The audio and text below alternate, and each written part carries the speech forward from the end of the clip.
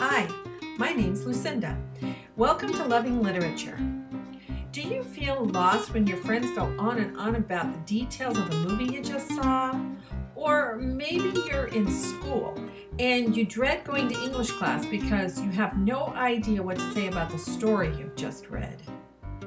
If either of those situations sound familiar, this video series could be for you.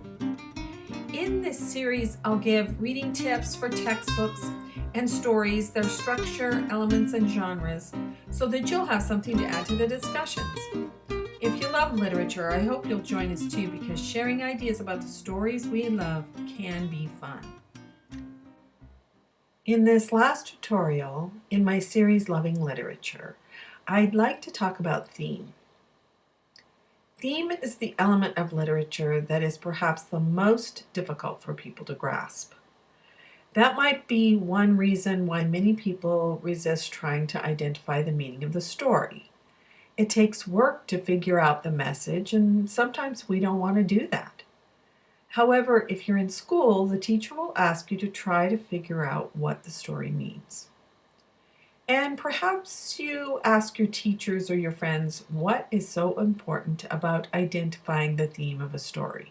Why can't we just enjoy the movie or the book and leave it at that? The answer to that, I would say, is that writers tell stories to express one or more ideas that they feel compelled to share. As a writer, I can say that I usually tell stories to figure out something that happened to me or to share what I've learned. Authors tell stories about people who inspire them, or they write about situations that they want to bring to our attention, or maybe they write stories just to entertain us. Storytelling is one of the oldest art forms because even our distant ancestors needed to make sense of the things that happened to them. Isn't that why we share our experiences with our friends? We want to make sense of the things that happen to us. Watching or reading stories written by others is a great way to figure out the things that we struggle with every day. The best stories, the ones that live on long after the author has gone, have what we call universal themes. For example, love is one of the most common universal themes. Many stories throughout the ages, in all different genres, deal with love of family or country, or the love between friends, or finding someone to love and build a life with, or even self-love. Other important themes have to do with personal honor, good versus evil, fighting oppression, finding one's place in the world, exacting revenge or forgiveness, or fighting for our lives or for social justice. I could go on, but you get the idea.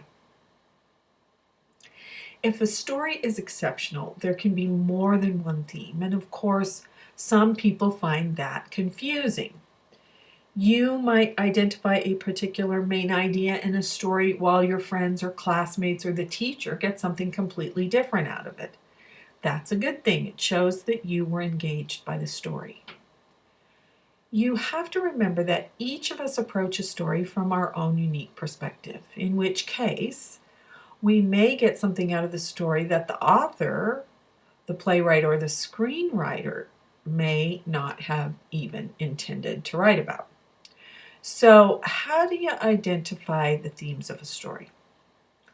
One way is to follow the conflicts between the hero and the villain.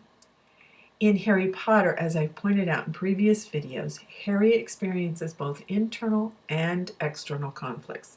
The most obvious conflict is between Harry and Voldemort, or good versus evil. But there are other themes as well.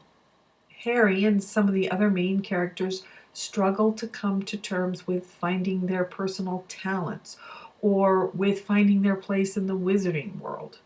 They struggle with their personal courage or their code of ethics, and of course, the loss of loved ones.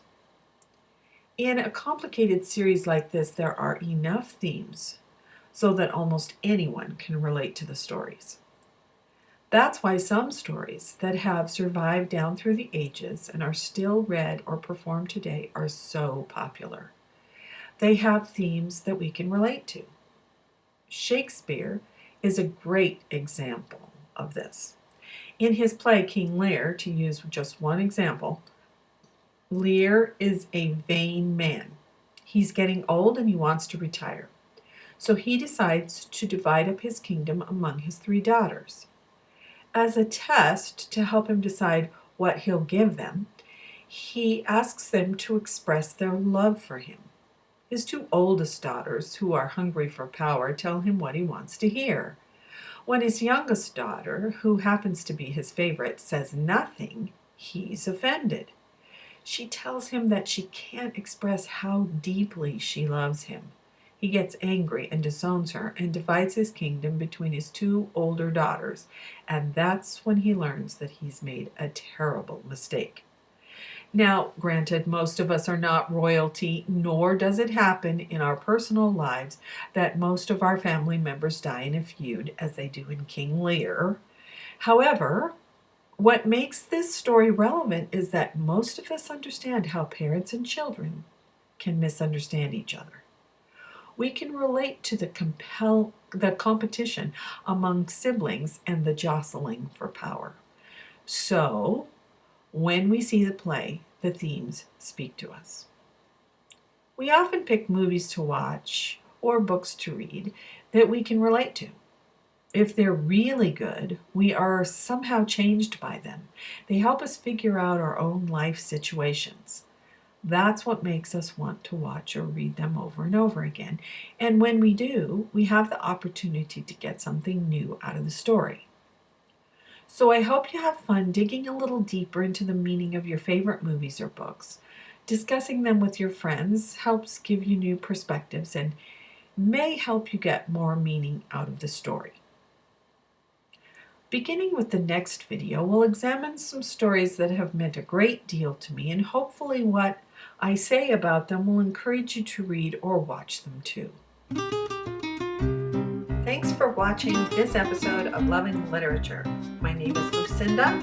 I hope you enjoyed it. I'll see you next time.